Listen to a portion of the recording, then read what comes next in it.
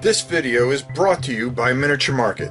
Thousands of board games, miniatures, and paints, discount prices at miniaturemarket.com. Hey everybody, it's your old pal Rob. Today we're going to be talking about the revised edition of what I consider one of my favorite Grail games of all time, and that is Fortune and Glory. We're going to go down to the table. I'm going to explain some of the rules, not all of them. I will talk about it a bit so you get a good feel for it. You're definitely going to want this, especially after I talk about it. Let's go down to the table and then we'll talk more about it on the other side of this. So I'm not going to explain everything. I'm going to kind of give you a nice brief overview of everything. You are going to be one of a bunch of different heroes, and I'll show you the heroes. We'll just pick one right here, and we'll put it on the board. But you're going to have one of these cards, and what's going to happen is that you are going to have certain attributes. If you're Sharon, you're going to be have three at combat. What does that mean? When you roll a combat test, you are going to be rolling 3 dice. And the same thing with agility, cunning, and lore. You have a defensive value that when you take a hit, you can absorb. She unfortunately has 0 for defense, so the damage would go right through. Not good. She has 7 health, which is a little bit better, a little higher. But the problem with that is once your health goes, everything goes through and she absorbs all that health, well, then you're going to have to start back over wherever your starting area is, okay? So not cool. As you can see, she starts in New York. So if she died here in the Congo, she would have to go back to New York, okay? I think you understand what I'm saying. And you would lose anything that you picked up as far as allies, which I don't have any cards out to show you here. But there are just tons of different types of heroes that you can have. Shelley Hargrove, Alexander Cartwright, right? Lee Main Chin, starts in Hong Kong. Jake Zane, the Flying Ace in San Francisco. Jacques Duke, and Dr. Zolkov. But you are going to be facing different types of enemies, particularly mobs and mob bosses. Okay, and this here is the tactics that they'll take on their turn, and you can also choose to face the Nazis if you like to. Okay.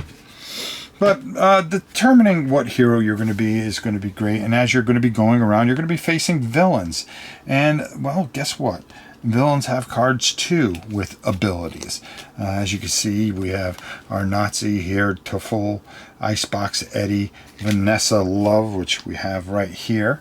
And you can go and combat them and good luck, but they're going to try to sabotage you and cause all kinds of damage. They're going to be looking for artifacts, okay, so they can raise up, because basically what you're doing here is going around looking for fortune and glory. Okay, glory is going to be what you get to spend. You're going to try to spend glory so you can get better gear and things like that. As you can see, this particular gear card is going to give you +1 combat. So that means you're going to get an additional dice. So when are you going to roll these dice? Well, you're going to be looking for artifacts, and particularly here, if we were able to move over here, we would be able to get a shot at an artifact. And through the bottom of the table, you will have different types of artifact. And they're never the same, because you're going to draw an adventure and an artifact and put it together. So it becomes the shield of the ancients, okay? And it is worth 5 fortune. You are trying to get a certain number of fortune to end the game. But you have to watch out, because the villains have a fortune track where if they get to a certain number, they have won the game. And it does move quickly. Okay, so the way the game starts is you are going to be starting with the initiative round, and then the movement round. You're going to be rolling. There's a lot of dice chucking in this. And I'll tell you right now, I love the fact that there is so much dice chucking, because I'm just a dice chucking fool for sure. So after that, it'll be your adventure phase, where particularly, depending on where you are going to draw a certain event card maybe, or if you are in a city, you will draw a city card, and there's good things that can happen, there's bad things that can happen. The same thing with the event cards. There are good things that can happen, there are bad things that are going to happen. You're going to be fighting minions, okay, as well as trying to defeat the enemies. Because once you defeat them, it takes them a while to come back on the board, which gives you enough time to run around. And if you are able to sell some artifacts in a major city, you'll be able to get the fortune enough to possibly win the game.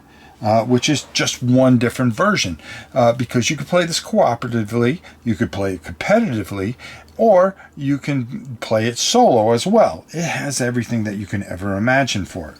So let's go back to our artifact, and let's just say, boom, we're right here. You are going to have to go through 3 trials to go through that, okay? And on your turn during your adventure phase, you are going to be dealing and say, well, I really want this shield. I'm here. Let me try to get it. And like I said, you go to your initiative phase, your movement phase. You're going to roll and determining the roll, and there's going to be certain costs to go here. So it's not, hey, I roll a 6 and I can just go wherever. It costs a little bit more to go through water. If you are at a port, you're going to count that'll be 1 right there, and then possibly 2, but there's a penalty for going into jungles, and certain people can have abilities that would help them move around a little bit more quicker. But if we're trying to go through here, it's going to ask to roll cunning, okay? So cunning here, in order to pass this particular trial, in order to get the shield, you're going to try to defeat that. Now, how do you do that? Now, depending on who you are, where we have Lee here, who has a cunning 3. She is going to roll 3 dice, okay? And if she gets a 6, she passes it. No, she did not. She failed it. So her turn ends right then and there, and she will have a cliffhanger, which her turn stops, and when they come back, she is going to have to negotiate the cliffhanger if she can. Okay, so this one is particularly a shootout. But let's just say that she rolled a 6. Okay, perfect. Well, she's got 1 of the things, so you would mark it, and that would claim. She would get 2 glory if she was able to stop. If she stopped and she said, I'm going to stop right there, she would collect the 2 glory, which is money, and that would be a big help. Okay, and then, if possible, she would go to a different, the next one, and she would draw, and that one is agility, 5+. Well, it's got 2 X's there, so she would roll. Okay, she got 1 of them. Now you would think, well, she failed because she needed two of those X's. Well, not so fast, my friends. She passes that because she rolled at least 1. So she gets to roll all 3 again, and this time she would get the second one, and she would be more than halfway to getting the shield and would have to pass 1 more. Some of the cards have additional things. You could pick agility or cunning depending on what you are very good at. Some of them have where you have to do it in 1 roll, and these red marks will be, these X marks would be red, which would say, hey, you're going to have to do this in 1 roll, which is not easy, my dear friends. Not easy at all. So and then once you claim this, you're going, and sometimes they have a little writing here that you might get a little extra bonus depending on what it is. It's going to help you with the storyline and getting artifacts to help you get fortune and glory as quick as you can. There's a lot more to this. The villains have an event phase where they're going to be drawing cards, which can really hurt you, because if you're in a jungle space like this particular one and it's the villain phase, any hero in a jungle space immediately takes D6 hits. And well, if you took 4 hits and all you had was 4 health, okay, and she was already wounded a few times, well, not really good, because then she's knocked out. So even though she may have gotten that artifact and some other things, and you do have allies and gear that you can possibly get, you're going to lose all that and have to go back to where you start in Hong Kong. And good luck trying to get going, because they never stop getting what they need, okay, which isn't cool. All right. So, you know, it's a race against time, a race around the world with tons of adventure and just never ending, just fantastic storylines that twist and turn. So let's go up top and get my final thoughts on this fantastic Grail game of mine, and I really highly suggest that you go out and get it. I didn't explain everything, but you know, hey, just gave you a nice big overview. I plan on doing a live playthrough of this. This is one that I've always wanted to do, and I think the time couldn't be better than to do it now. All right, so until next time, well, you know, I'll sign off up there, but we'll definitely see you when we do our live version of this. Let's go get my final thoughts. There you have it. You know, I used to work odd jobs after school. Even when I was young, we would mow this woman's house, rake her leaves, shovel her driveway, and we had a couple elderly neighbors that we would do that. And especially during the summer, every week we would do our work, and she would give us all a couple of bucks, particularly me and my brother. And then on Saturdays, we did nothing because we took the bus downtown. And then even when we were really young, we did. And we would go to the movie theater. It was 50-cent matinees, and with the rest of the money we'd buy candy and stuff like that. And they had a movie, and then they would have one of these cereals, the old 40 cereals. And this game just brought me back to all that stuff when it came out.